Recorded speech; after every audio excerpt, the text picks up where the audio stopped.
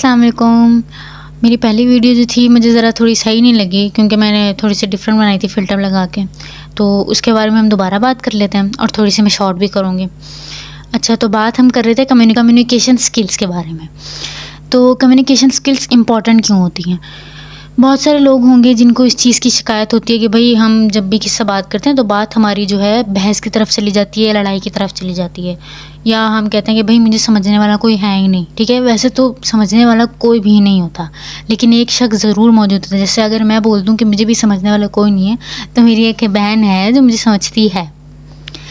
बिल्कुल इसी तरीके से अगर आपको लगता है कि आपको समझने वाली वो एक बहन भी नहीं है या वो 1% भी नहीं है, बिल्कुल भी नहीं है, तो इसका मतलब ये है कि आपकी कम्युनिकेशन स्किल्स ख़राब हैं।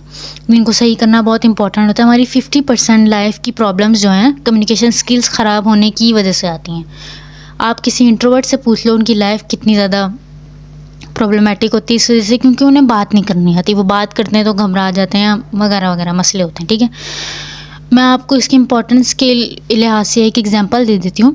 हमारा जो कंप्यूटर होता है ना, कंप्यूटर की एक मशीन लैंग्वेज होती है और जिसको बाइनरी लैंग्वेज भी बोलते हैं 0011 वाली, और एक जो होती है नॉर्मल इंग्लिश लैंग्वेज जो हमारी लैंग्वेज होती है।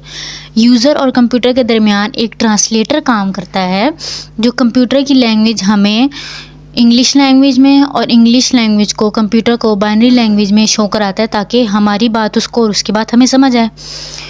तो जो ट्रांसलेटर अगर ख़राब हो जाए तो कंप्यूटर हमारे लिए और हम कंप्यूटर के लिए यूज़लेस होगा कि नहीं होगा? बिल्कुल इसी तरीके से जो ट्रांसलेटर होता है ना, वो हमारा बिहेवियर, हमारा तरीका और हमारे बात करने के अल्फाज होते हैं।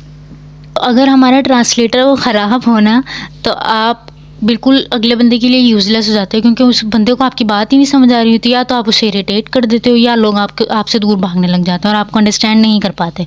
इसमें आपकी भी गलती नहीं और अगले बंदे की भी गलती नहीं है। तो ट्रांसलेटर ख़राब होना कोई बुरी बात नहीं होती, ट्रांसलेटर सही भी हो सकता है। तो आप अपनी कम्युनिकेशन स्किल्स को अच्छा कर लें। बहुत सारी चीज़ें होती हैं, अब मैं आपको सही तरीके से अभी तो नहीं बता सकती, मेरी अच्छी हैं कम्युनिकेशन स्किल्स, जिसमें से सबसे इम्पॉर्टेंट मेरे ख़्याल से सबसे इम्पॉर्टेंट चीज़ जो होती है वो आपकी वोकैबुलरी। जो अपने सोशल सर्कल में या लोगों के दरमियान आप जिस किस्म की लैंग्वेज जो भी इस्तेमाल करते हो, उर्दू ही करते हैं ना हम लोग, तो उर्दू लैंग्वेज इस्तेमाल करने के लिए आपको आपकी वोकैबुलरी अच्छी होनी चाहिए। कोई ऐसा अल्फ़ाज़ जो आपके थॉट्स और आप जो समझाना चाह रहे हो वो पूरा उतरे उस चीज़ में, वो एक अल्फ़ाज़ में। तो अगर आप उस बंदे को वो अल्फ़ाज़ बोलो तो उस बंदे के दिमाग में पहुँच जाए वो मैसेज जो आप देना चाह रहे हो। इस किस्म की वोकैबुलरीज़ आपके पास होनी चाहिए। जैसे मैंने आपको एक एग्ज़ाम्पल बता दी, ये ट्रिक होती है कि हमारी बात अगले बंदे तक सही तरीके से खुलकर डायरेक्ट तरीके से पहुंच जाए। तो कम्युनिकेशन स्किल्स बहुत इंपॉर्टेंट होती हैं और इनको सीखना बहुत इंपॉर्टेंट है, वरना आपकी हाफ़ लाइफ जो है ना बेकार ही जाती है कि आपकी बात ही नहीं कोई समझने वाला।